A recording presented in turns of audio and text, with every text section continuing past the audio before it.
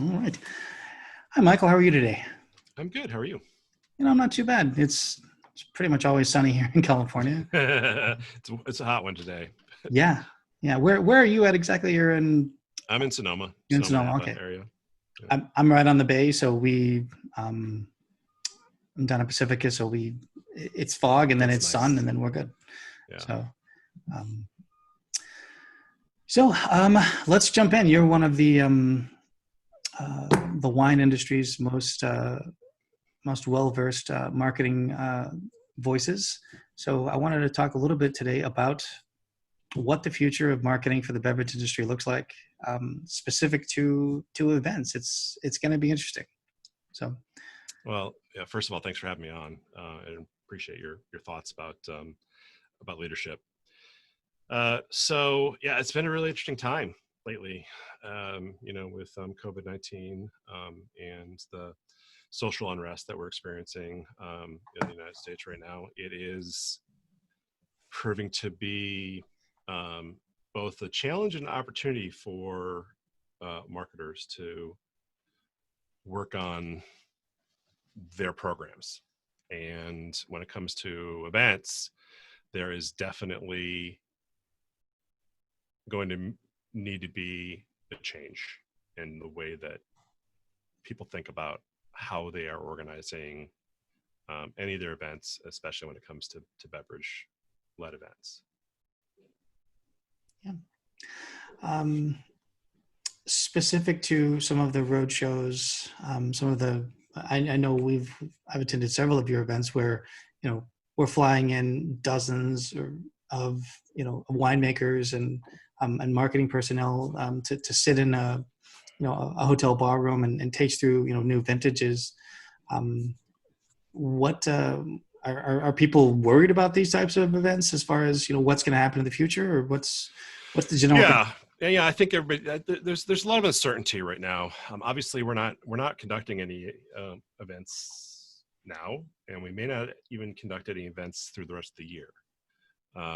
Most of that is due to the concerns over health and wellness. So, in terms of what we're doing right now, and for those that don't know, my agency, Balzac Communications and Marketing, organizes a lot of trade events around the country for our clients. One of the largest clients that we work with is the Union de Grand Cru de Bordeaux. We organize their tour every January. And so we're looking at January 2021 and what we need to do to alter what we're going to be doing for these kind of collective, walk around tasting sorts of activities. So just some concrete examples of things that you're going to need to do, and I'm going to be I'm going to be sharing a lot of trade secrets with you today. So if anybody watching this, take notes because you're getting free advice here. So one of the things that we've actually done for many years that now in hindsight's looking like, yeah, this is going to be the way that things are going to have to move forward. So, one of the largest concerns when you're doing like a big walk around tasting is not just the crowds, but like the fact that, we as professionals, if we're going to go through and taste 100 wines, 200 wines at one of these tastings, you can't swallow those wines, right? You have to spit them out.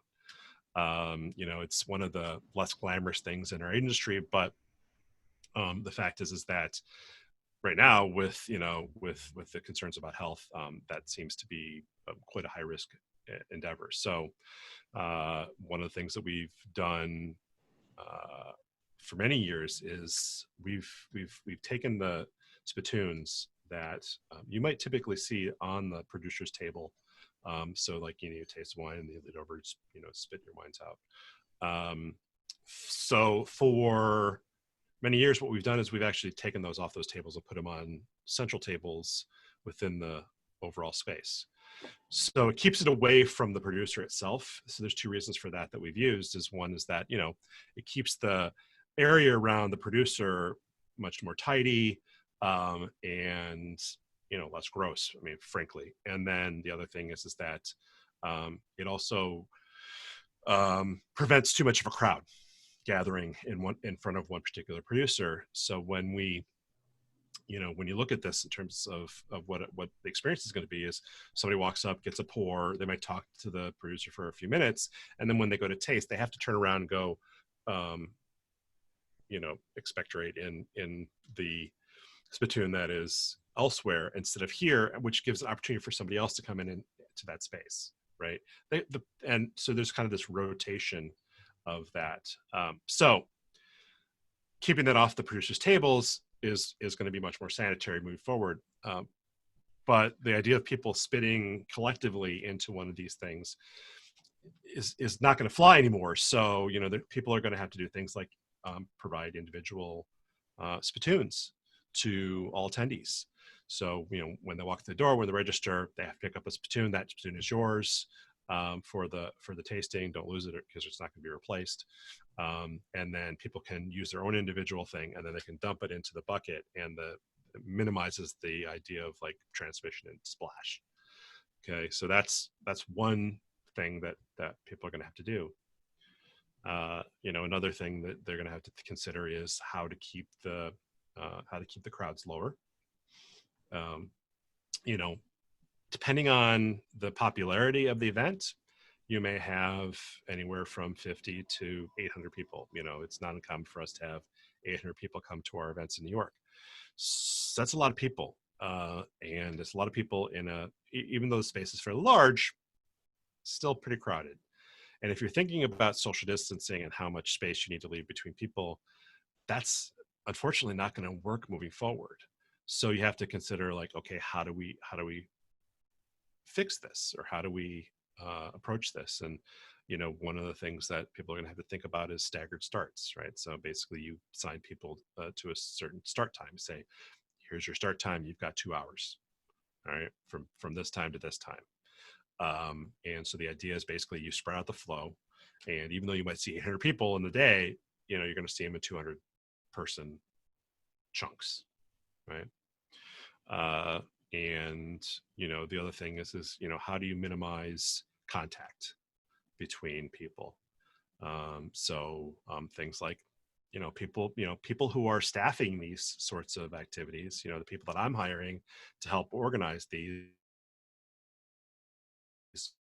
they're going to have to wear gloves all the time, and they're going to have to wear masks, right? So you have to consider that the people who are there for service, whether it's food or wine, and for that matter, producers, they're going to have to wear masks, at least in the short term, as we are getting used to what this new normal is. So that's going to add a certain level of impersonality to things, because people are concerned about we pick up nonverbal cues from our conversations all the time, and so that's going to be a little more difficult, but it's going to be necessary moving forward. And the other thing is that you're going to have to consider sanitation. Things like hiring extra staffing to go through with a spray bottle and a wipe down, and going through and just kind of constantly cleaning up and wiping down surfaces and disinfecting. And finally, you're going to have to think about things like hand sanitizer. Like having hand sanitizer stations throughout the space so that people can go do that, and making sure that the restrooms are readily available, and that those are also being serviced almost immediately. Like every several minutes, somebody's going through there and spraying things down and all that. So it's gonna make things a little bit more complicated when it comes to logistics, but these are all things that people can do to minimize the risk. And the other thing, of course, is changing up what you do. It's funny when preparing for this, I hadn't thought about some of the actual individual, safety precautions that we would need to take. I'm used to, I do a competition every year, back of the house, and it's nothing for 6 people in a day to hand you a glass that they've been drinking out of, right? That's not and say, "Here, taste anymore. this." Yeah. 5 or 6 times a day. So literally, we're just transferring back and forth. Yeah. Hundreds of probably billions. Yeah, we're swapping terms. Yeah, spit all the time. It's wine individuals, and the joke, of course, is always, well, it's it's alcohol, so it's free of germs, but Yeah. you know, Um, not really.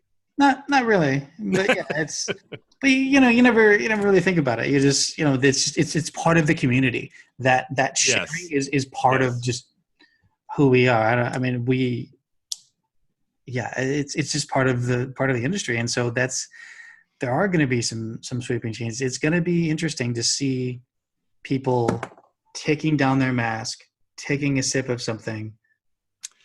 You know, to be honest, I don't see that happening for very long. That might, you know, people might start off doing that, but after a while, it's going to be less sanitary actually than just not having a mask, because you're Yeah, touching your mask all the time to do constantly. that, and then of course you need to get spit on the mask because and not everybody's going to be and, perfectly, and you're using the same glass over so and over and over and again. using yeah. So I mean, honestly, I don't think that people who are tasting, that's going to happen. So that's why things like social distance and sanitation is going to be so important in those situations.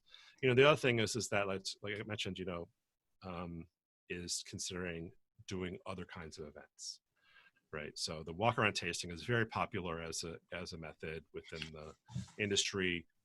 I organize, several every year.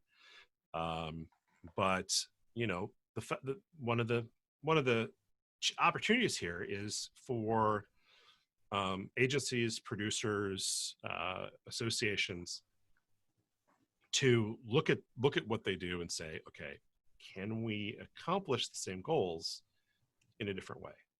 Right?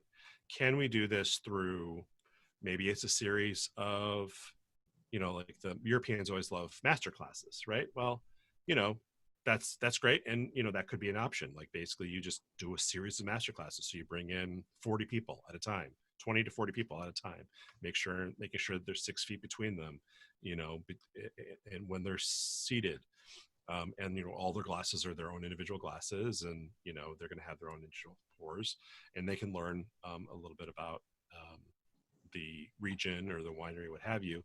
Challenge here, of course, is that you only have a limited number of wines that you can do for something like that, right? You can't go through and do that for 100 wines, right? That's just not going to be possible. But it is an option.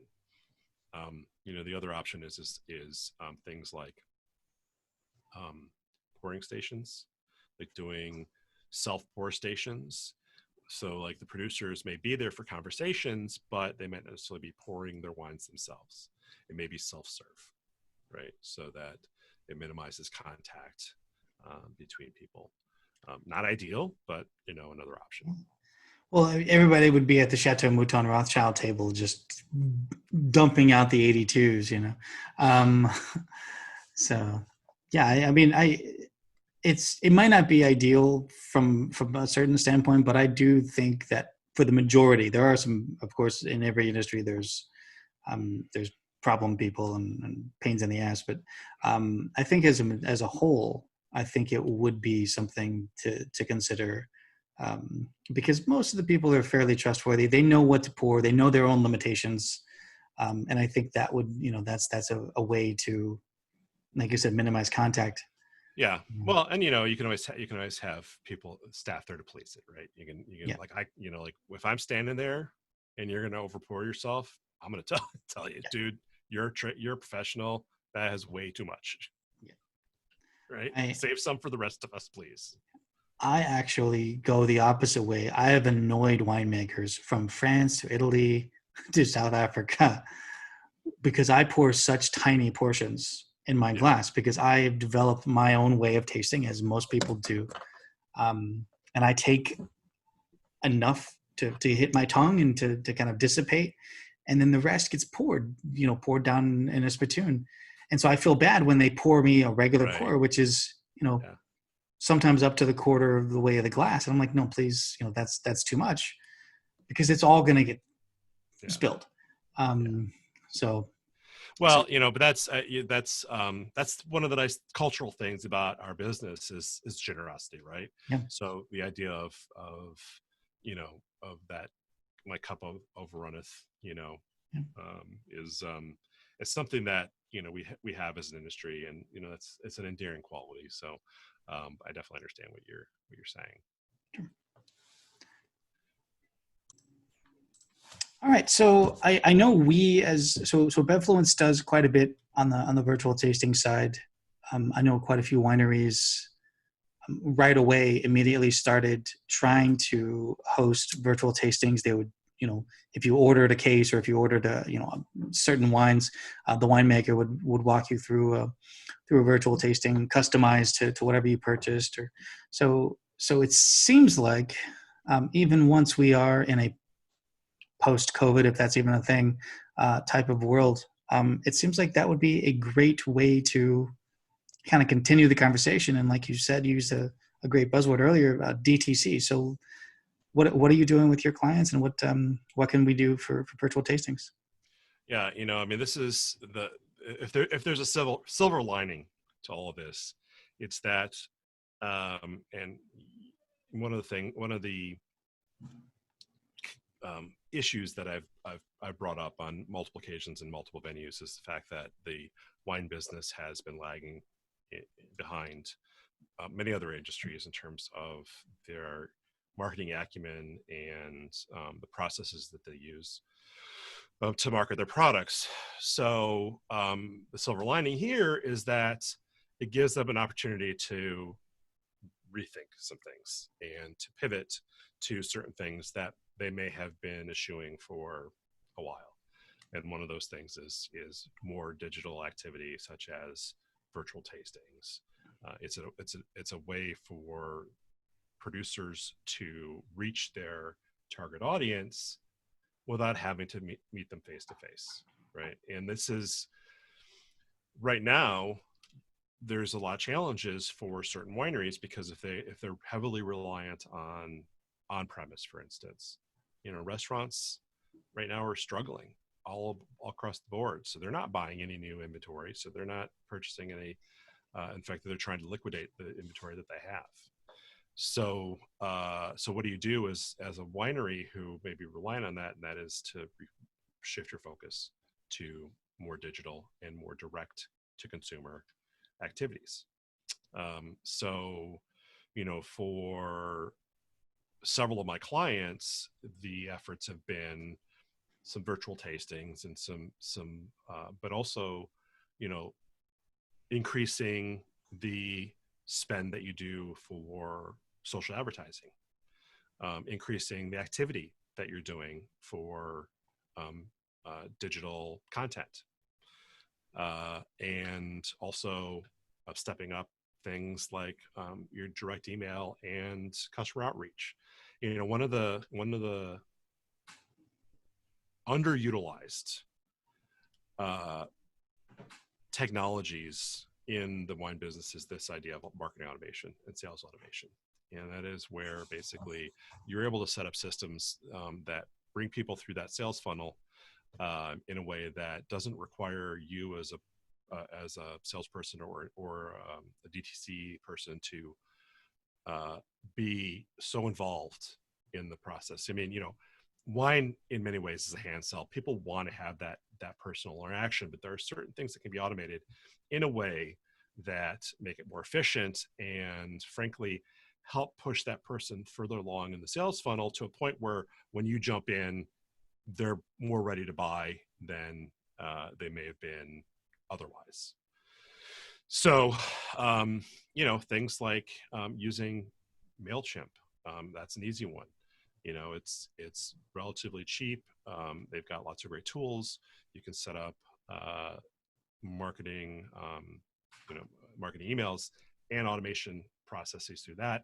There's also some other, more complicated things to do, but this is an opportunity for wineries to look at things and say, okay, what other activities could we be doing right now that can help us not only now, but in the future, right? And that's the thing. It's like this is an opportunity for us to spur innovation as both salespeople and as marketing people.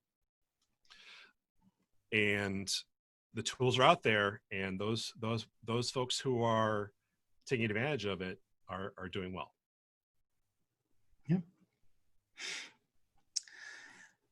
Yeah. The future is uncertain for a lot of people, Mhm. a lot of brands. I know we talk about brands as if they're different, but there's people behind every winery, every distillery, every brewery out there, restaurant, hotel.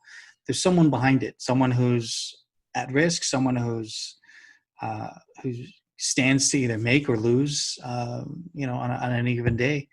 Um, let's talk a little bit about the future, but let's talk a little bit about what the hope for the community is. Um, I've seen a lot of support coming out. I've heard a lot about the bartender community, and them supporting each other, and Mhm. the organizations turning around and supporting the members and saying, hey, here's a few $100s. It may not be much, but it's something. um, so what is and what could the wine industry be doing right now, to kind of give people that hope and that sense of community?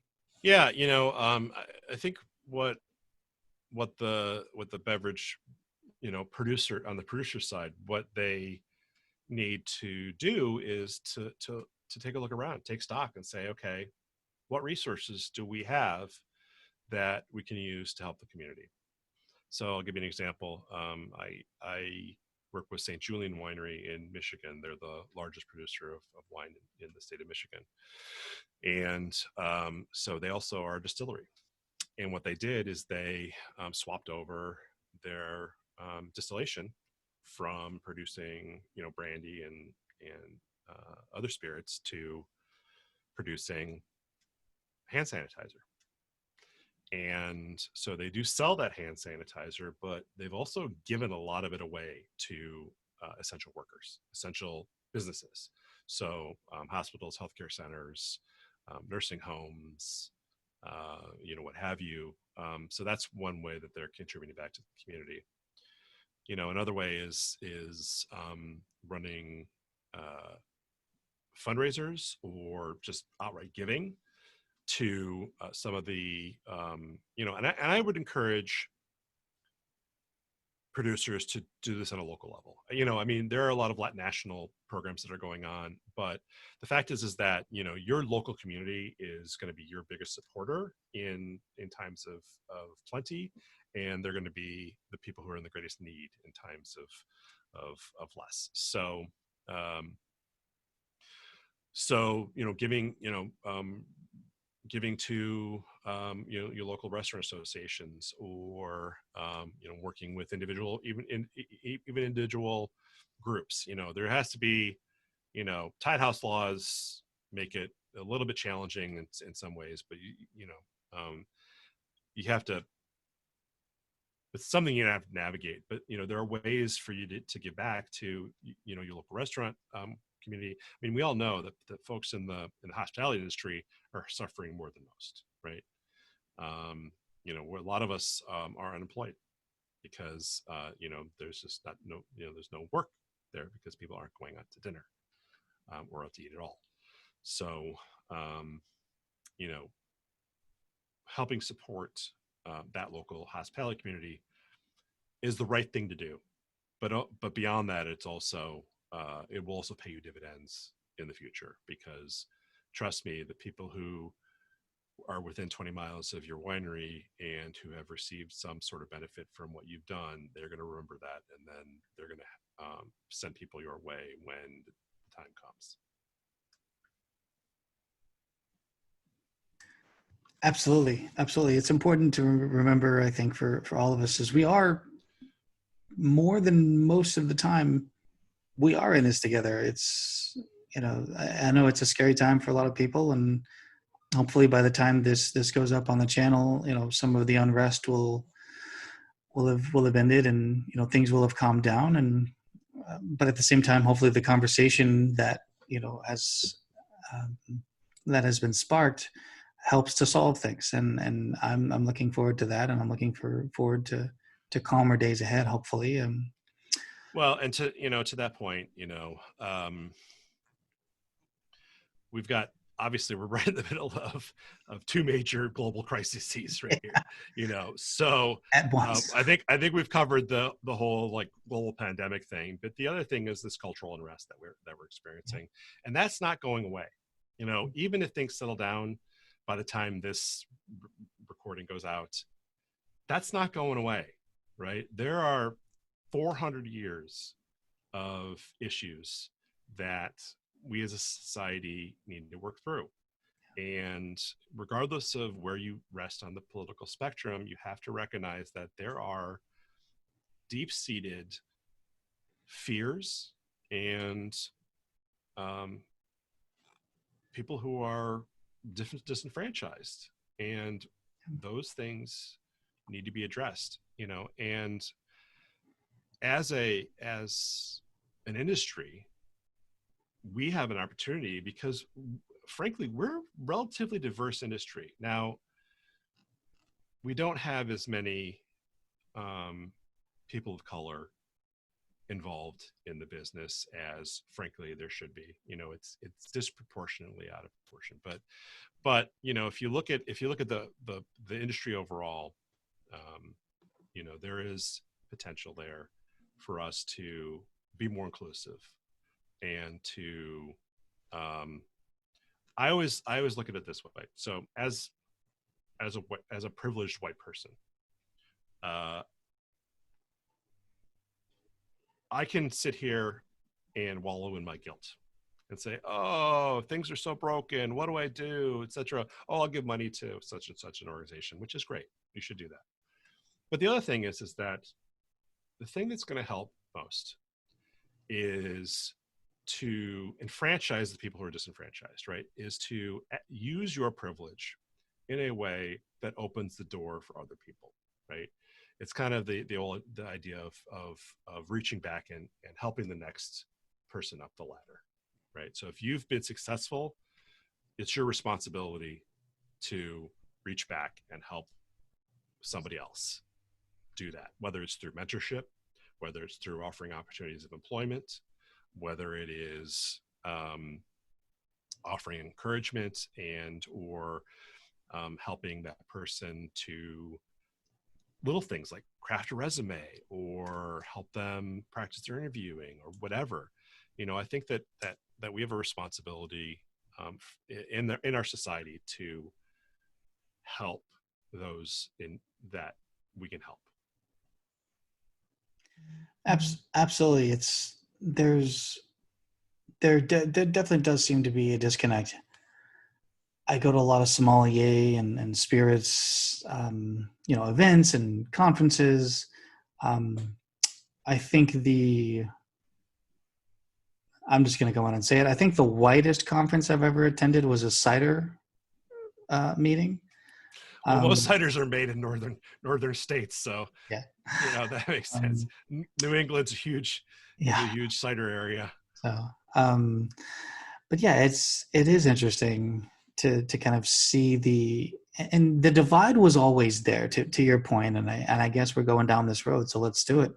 The divide was always there. I've spent my entire career, pretty much all my entire adulthood, from when I was a teenager, starting in restaurants and working my way from from prep cook to line chef to the various roles that I've held in the hospitality industry, almost all with a majority of minorities as coworkers. Yep. I grew up in the South, in Memphis, Tennessee, and it was a culture shock for me to leave right before high school and go to Arizona, which was, like I said, culturally shocking. And so now I'm in a fairly comfortable place in California, but I still see a disparity. Social media it's an equalizer, but at the same time, I feel like there's a lot of outrage in our own community, in our own industry, the hospitality industry. You see aid often going to certain people, or conversations often happening about certain people and others are getting left behind. And I think that's something we do need to. I personally need to do a better job of reaching out and doing it. I had a guest on a couple of weeks ago, Chris Montana, who I respect very much, well-educated, fantastic distiller. Sorry. Well, we've certainly talked about quite a few things today, and all of them affecting a lot of people. So, Michael, I want to thank you for coming on and talking with us about the future of event marketing and the hospitality industry. And you're one of the thought leaders in the industry, so we definitely appreciate that. We'd love to have you come back on, talk about a couple of other subjects that are near and dear to the industry. Thanks, man. People who know me know I'm not afraid to talk or express my opinion. So I really appreciate the time that you've given me to hop on here and talk to you. Absolutely. Anytime. For those of you looking for any type of marketing expertise or communication expertise, you can see the link below. Click on the link, Balzac Communications, and start a conversation with them. Thanks, man. Cheers.